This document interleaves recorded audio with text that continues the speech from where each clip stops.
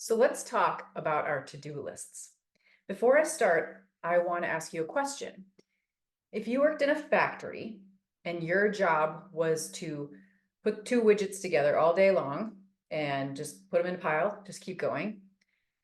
If that was all you did all day long and no one ever gave you a goal, no one ever said how many, when you could stop or when they were going to celebrate or anything like that, how would you feel?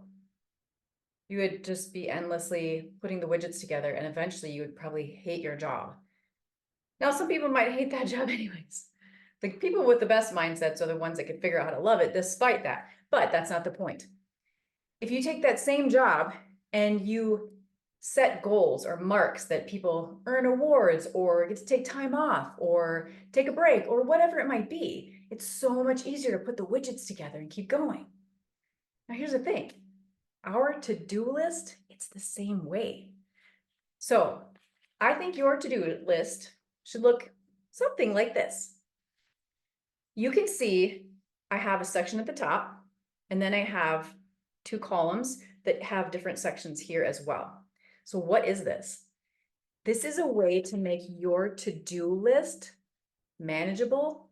And so you feel like you've accomplished something. Because if you have an endless to-do list that just keeps cycling, and it will, I have one. I look at my phone and it has 39 things to do on it right now. That's not realistic. I can never actually do that. That's my phone one and it operates differently, but I have this paper one for a reason because I want to feel accomplished at the end of the day. So you have to give yourself a reasonable goal. That's where on the top here, it's actually a sticky note. This is my daily, this is called the above the line 3 things that I do. There's 3 things above the line. And this is the 3 things I'm going to get done that day. That's when I'll feel like, yes, I did it. Now that's reasonable. You can do 3 things because life gets crazy. And sometimes at the end of the day, you realize I haven't done anything on my to-do list. But if you have a priority of these top 3, you can actually get that done. So what's the rest of it? What's with the split?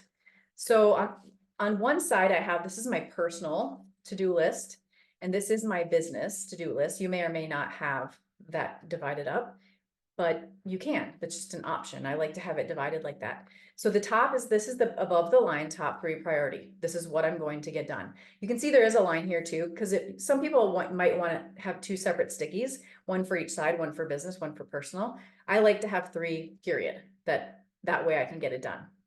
The next section is like the secondary items that if I can get to them, I'd really like to get these done.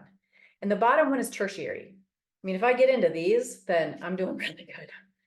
But what'll really happen is these things will move up to here and these things will move up to here.